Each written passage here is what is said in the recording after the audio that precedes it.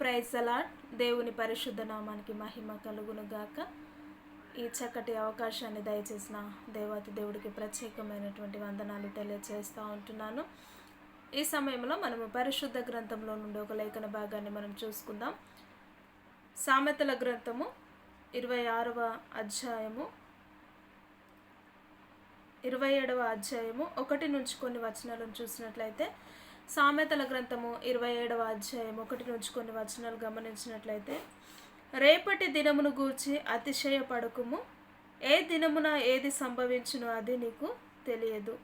నీ నోరు కాదు అన్యుడే నీ పెదవులు కాదు పరులే నిన్ను పొగడదగును.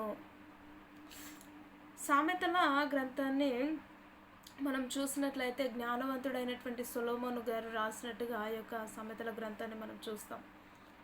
అయితే ఆ యొక్క భక్తుడు మాట్లాడుతూ ఉంటున్నాడు ఏమని అంటే, ఇదిగో రేపటిని గూర్చి మీరు చింతించకండి, ఏ సమయమున ఏమి సంభవించునో అది ఎవరికి తెలియదు.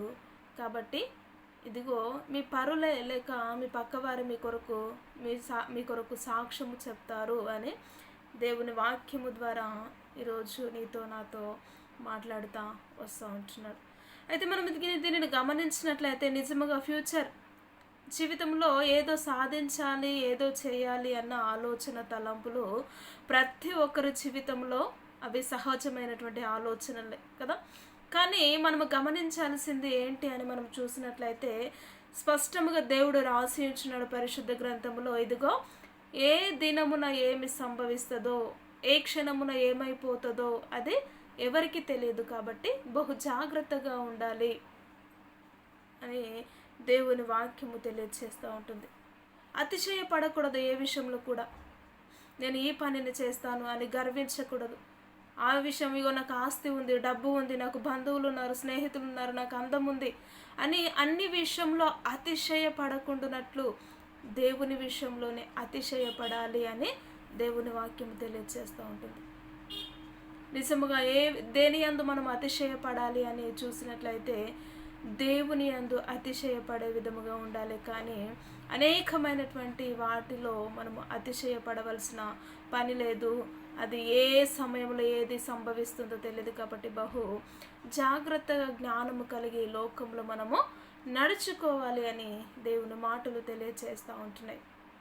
కాబట్టి ఈ సమయంలో మనము గమనించుకోవాలి. ఎందుకంటే నిజముగా ఏ రోజు ఇదిగో బయటికి వెళ్ళిన మనిషి క్షేమముగా ఇంటికి తిరిగి వస్తారో కూడా తెలియని రోజుల్లో మనం ఉంటున్నాం. ఏ క్షణమున ఏదైతే సంభవిస్తుందో అని తెలియని భయంకరమైనటువంటి బ్రతుకుల్లో మనము జీవిస్తూ ఉంటున్నాము. కాబట్టి ఈ లోకంలో నీది నాది అని అహంకార స్వభావములు, నువ్వు నేను అనే అహంకార స్వభావములు, లేక ఎదుటి వారిని చులగనగా చూసే స్వభావము, ఎదుటి వారిని హేళనగా చేసే స్వభావము, అది ఏ ఒక్కరిలో ఉండడానికి వీల్లేదండి. దేవుని ప్రేమ అది కనపరుస్తూ ఉంటుంది. అతిశయపడవలసిన అవసరం లేదు.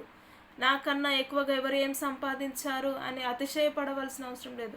ఈ లోకంలోకి వచ్చేటప్పుడు మనం ఏది తీసుకొని రాలేదు, వెళ్ళేటప్పుడు కూడా మనము ఏది తీసుకొని వెళ్ళలేదు. కాబట్టి ప్రతి విషయంలో దేవుని యందే అతిశయపడాలి. కానీ ఈ లోకంలో ఉన్న దేనిపైన కూడా మనము అతిశయపడవలసిన పని లేనే లేదు. కాబట్టి ఏ దినమున రేపటిని గూర్చి నువ్వెందుకు అతిశయపడుతున్నావు? ఎప్పుడు ఏం జరుగుతుందో, ఏ దినమున ఏ క్షణమున ఏం జరుగుతూ ఉంటుంది కాబట్టి తెలియదు. కనుక ఇదిగో నువ్వు బహు జాగ్రత్తగా జీవించాలి. ఏ విషయంలో గర్వంగా జీవించకుండానట్లు ప్రతి విషయంలో దీన మనస్సు కలిగి దేవునికి కృతజ్ఞతాస్తుతులు చెల్లిస్తూ అన్ని విషయంలో ఆయనను సంతోషపెట్టే విధముగా మన జీవితాలు ఉండాలి. అటు జీవితాలు లేకుండా ఎంతోమంది నిజముగా ఈ లోకంలో పాడైపోతూ అహంకార స్వభావాల వలె ఈర్ష అసూయ చేత ఇప్పటికీ కొట్టుముట్టాడుతున్నవారు, దేవునిలోనే ఉంటూ కూడా కోపాలు శత్రుత్వాలు పెంచుకుంటున్నవారు చాలామంది ఉంటున్నారు. అటు జీవితం ఉండడానికి వీల్లేదు అని దేవుడు ఈ యొక్క సమయంలో మాట్లాడుతూ ఉంటున్నాడు.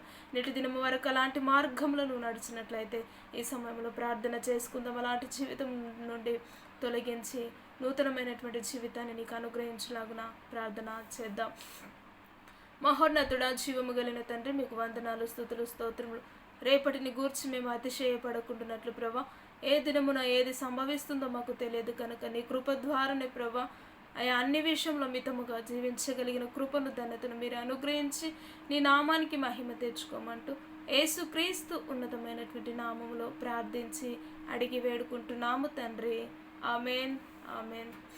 Praise Lord. ఈ యొక్క వీడియో నచ్చినట్లయితే లైక్ చేయండి, షేర్ చేయండి, కామెంట్ చేయండి, సబ్స్క్రైబ్ చేసుకోండి. ప్రైజ్ లార్డ్ అందరికీ.